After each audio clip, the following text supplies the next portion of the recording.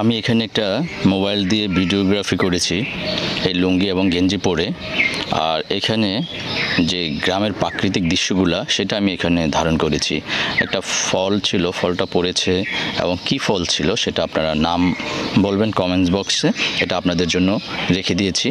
আর ভিডিওটা কেমন হয়েছে, কেমন লেগেছে বা আমার মোবাইলে ধারণ কিভাবে করেছি, কারণ আমি তো ভিডিওগ্রাফার না, তো সেটা যদি ভালো লাগে সেটা অবশ্যই আপনারা আমার কমেন্টস বক্সে কমেন্টস করবেন, আরও উৎসাহিত হব, ভিডিও করব।